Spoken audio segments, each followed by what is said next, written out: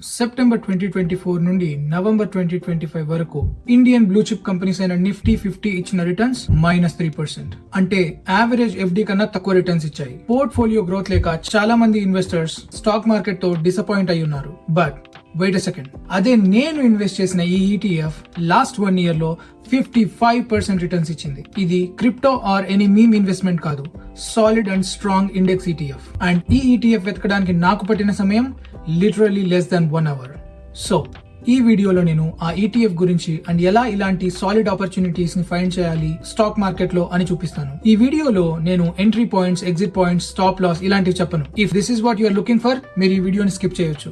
Investing are even trading అన్నది more than numbers, it's a mind set. Markets impatient గా ఉన్న వాళ్ళ దగ్గర నుండి మనీ తీసుకొని పేషెంట్ గా ఉన్న ఇన్వెస్టర్స్ కి ఇస్తుంది. I will teach you to build that mindset. అది ఒక రోజులో రాదు, but once you reach there మీకు అర్థమవుతుంది how fun and easy it is to be financially free from investing. Alright people, welcome back to my channel 30K Life Set.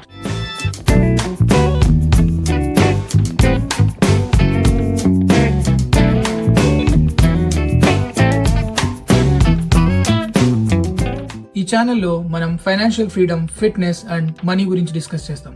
మనం కొన్ని simple facts తో video start చేద్దాం. September 2024 నుండి September 2025 వరకు Nifty ఇచ్చిన returns absolutely 0%. ఈ month తో అంటే నవంబర్ 2025 తో కలిపి చూసుకుంటే it's in -3%. Mid cap and small cap ఏమైనా బెటర్ గా పర్ఫార్మ్ చేశాయా అంటే అవి ఈవెన్ వర్స్ట్, నెగటివ్ రిటర్న్స్ లో ఉన్నాయి. ఇలాంటి టైంలోనే ఇన్వెస్టర్స్ చాలా డిసప్పాయింట్ అవుతూ ఉంటారు. ఎస్పెషల్లీ బిగినర్ ఇన్వెస్టర్స్ కి ఇది ఒక నెగటివ్ మైండ్ సెట్ ని క్రియేట్ చేస్తుంది. దీనికన్నా నేను ఎఫ్డి చేసుంటే 7 to 8% రిటర్న్స్ వచ్చేవి కదా, అలా ఆలోచించడం మొదలు పెడతారు. నేను ఇన్వెస్ట్ చేసిన ఈ ఈటీఎఫ్ కూడా ఒక ఇండెక్స్ ఈటీఎఫ్, కానీ ఎలా ఇది నిఫ్టీ 50 కన్నా 10 times రిటర్న్స్ ఇచ్చింది? The answer is not ETF it self, but what it tracks. మన ఇండియన్ ఇండిసెస్ నెగటివ్ లో ఉంటే అదే global indices, especially US index funds markets ని అవుట్ పర్ఫార్మ్ చేసి 3 times more than average returns ఇచ్చాయి. And నేను invest చేసిన ఈ ఈటీఎఫ్ MON 100. అసలు ఏంటి ఈ MON 100 ఈటీఎఫ్? MON 100 అన్నది ఒక ETF which is managed by Motilal Oswal company. ఈ ఈటీఎఫ్ యుఎస్ లోని నాస్డాక్ 100 ఇండెక్స్ ఫండ్ ని ట్రాక్ చేస్తుంది. అంటే ₹100 మనం MON 100 ఈటీఎఫ్ లో ఇన్వెస్ట్ చేస్తే మన తరపున మోతిలాల్ కంపెనీ ఆ ₹100 నాస్డాక్ 100 లో ఇన్వెస్ట్ చేస్తుంది అనమాట. ఇప్పుడు ఈ నాస్డాక్ 100 అంటే ఏంటో బ్రీఫ్ గా తెలుసుకుందాం. నాస్డాక్ 100 మన నిఫ్టీ 50 ఆర్ సెన్సెక్స్ 500 లాగా ఒక ఇండెక్స్ ఈటీఎఫ్ ఫండ్. ఎలాగైతే నిఫ్టీ 50 ఇండియాలోని టాప్ 50 కంపెనీస్ ని ట్రాక్ చేస్తుందో, అలాగే నాస్డాక్ 100 యుఎస్ లోని top 100 tech and growth Giants like Apple, Microsoft, Amazon, Nvidia, Google, meta, Tesla వీటిని ట్రాక్ చేస్తుంది. ఇప్పుడు నేను ఈ ఈటీఎఫ్ లో ఎందుకు ఇన్వెస్ట్ చేశానో ఎక్స్ప్లెయిన్ చేస్తాను. చాలా మంది టెక్ సెక్టర్ ఒక సాచురేషన్ పాయింట్ కి వచ్చింది, ఇక్కడ నుండి మార్కెట్స్ ఫాల్ అవుతాయి అన్న ఒక మైండ్ సెట్ లో ఉన్నారు. ఐ అండర్స్టాండ్, మార్కెట్స్ అన్ని ఆల్ టైమ్ హై లో ఉన్నాయి, బట్ ఇది జస్ట్ టిప్ ఆఫ్ ఐస్బర్గ్ మాత్రమే. ఎస్పెషల్లీ టెక్ సెక్టర్ లో there is so much potential for growth. So reason number 1, tech sector potential for growth. నా previous వీడియోలో ఎక్స్ప్లెయిన్ చేసినట్టుగా నేను ఇన్వెస్టింగ్ తో పాటు మంచి ఆపర్చునిటీస్ దొరికినప్పుడు స్వింగ్ ట్రేడింగ్ కూడా చేస్తాను. ఏప్రిల్ 2025 ఫస్ట్ వీక్ లో ట్రంప్ టారిఫ్ న్యూస్ వల్ల మార్కెట్ 1 week లో 10% ఫాల్ అయింది. అండ్ ఆల్ టైమ్ హై నుండి నాస్డాక్ 100 25% కరెక్ట్ అయింది. సేమ్ టైమ్ లో ప్రైస్ ఒక స్ట్రాంగ్ సపోర్ట్ జోన్ దగ్గరకు వచ్చింది. సో ఇది ఒక మంచి ఎంట్రీ పాయింట్ అని డిసైడ్ అయ్యి అక్కడ నుండి ఇన్వెస్ట్ చేయడం స్టార్ట్ చేశాను. సపోర్ట్ జోన్ ని బ్రేక్ చేస్తే మార్కెట్స్ ఇంకా ఫాల్ అవ్వచ్చు. I was prepared for that fall. పడుతున్న ప్రతి 10% కి నేను యావరేజ్ డౌన్ చేయడానికి ప్రిపేర్డ్ గా ఉన్నాను. బట్ ఫార్చునేట్లీ అక్కడ నుండి మార్కెట్స్ పడలేదు.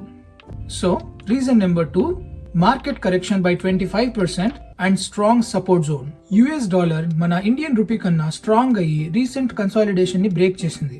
నాస్డాక్ 100 యుఎస్ ఈటీఎఫ్ కాబట్టి మన ఇన్వెస్ట్మెంట్ కూడా యుఎస్ డాలర్స్ లోనే ఉంటుంది. అంటే US dollar against Indian rupee పెరిగితే మనం నాస్డాక్ 100 రిటర్న్స్ తో పాటు డాలర్ గ్రోత్ ని కూడా క్యాప్చర్ చేయొచ్చు. ఇది మనకు ఒక బోనస్ అనుకోండి. So reason number 3, US dollar growth against Indian rupee. ఇవే నేను Nasdaq 100 ETF, MON 100 ETF select చేసుకోవడానికి ఉన్న రీజన్స్.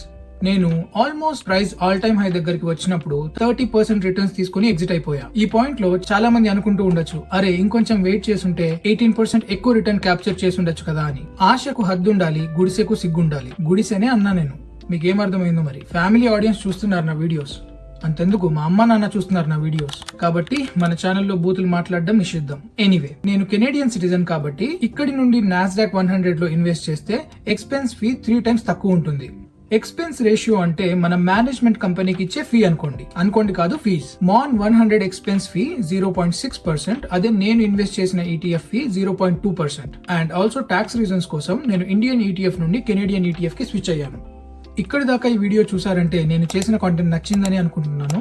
వీడియో నచ్చితే ప్లీజ్ సబ్స్క్రైబ్ చేసుకోండి, అది ఇలాంటి మరిన్ని వీడియోస్ చేయడానికి నాకు మోటివేషన్ ఇస్తుంది. ఆల్ రైట్, ఇప్పుడు ఎలా ఇలాంటి ఆపర్చునిటీస్ ని ఫైండ్ చేయాలి అని డిస్కస్ చేద్దాం. ఫస్ట్ మీరు గుర్తుపెట్టుకోవాల్సింది, ఓవర్ నైట్ లో స్టాక్ మార్కెట్ తో రిచ్ అయిపోదాం అన్న మైండ్ సెట్ ని మర్చిపోండి. మనం ముందు నాలెడ్జ్ ని బిల్డ్ చేసుకోవాలి. గ్రేట్ ఇన్వెస్టర్ అండ్ లెజెండ్ అయిన వారెన్ బఫెట్ చెప్పినట్టు, మనకేదైనా అర్థం కాకపోతే లేదా మనం మన ఇన్వెస్ట్మెంట్ ని 1 line లో ఎక్స్ప్లెయిన్ చేయలేకపోతే దాని జోలికి మనం వెళ్ళకూడదు. నేను ఇండో కెనేడియన్ కాబట్టి Indian, US and Canadian ETFs ని సెపరేట్ గా ఒక వాచ్ లిస్ట్ లో పెట్టుకున్నాను. వీక్లీ వన్స్ ఆర్ టైం దొరికినప్పుడు I quickly go through the news and charts to see how markets are doing. ఏదైనా మంచి ఆపర్చునిటీ కనపడితే నేను డైరెక్ట్ గా ఇన్వెస్ట్ చేయను. ఫస్ట్ రీసెర్చ్ చేస్తాను, ఈ ఇన్వెస్ట్మెంట్ నా ఇన్వెస్ట్మెంట్ స్టైల్ కి సూట్ అవుతుందా లేదా అని. నాకు డైలీ చార్ట్స్ చూస్తూ టెన్షన్ పడుతూ లాస్ లో ఉన్నామేమో అని మనశ్శాంతి లేకుండా ఉండడం నా వల్ల కాదు.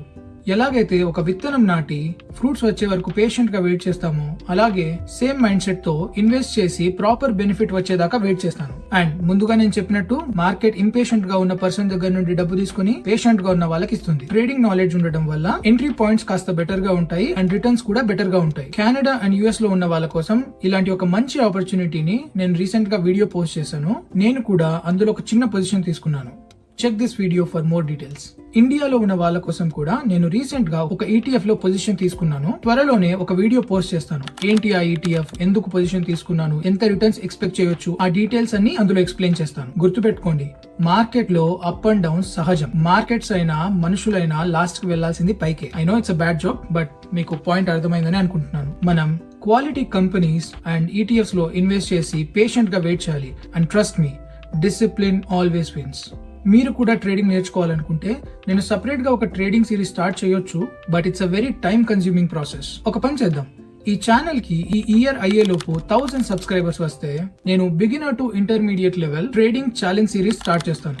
ఈ వీడియో కింతే. వీడియో నచ్చిందని అనుకుంటున్నాను. నచ్చితే వీడియో లైక్ చేసి ఈ ఛానల్ ని సబ్స్క్రైబ్ చేసుకోండి. హెల్త్ అండ్ వెల్త్ కాన్సెప్ట్స్ ఇష్టపడే మీ ఫ్రెండ్స్ అండ్ ఫ్యామిలీతో ఈ వీడియోని అండ్ ఈ ఛానల్ ని షేర్ చేయండి. నేను చెప్పిన ఈ కాన్సెప్ట్స్ లో ఏవైనా డౌట్స్ ఉంటే please comment below. See you in my next video. అప్పటిదాకా stay healthy, stay wealthy and stay disciplined.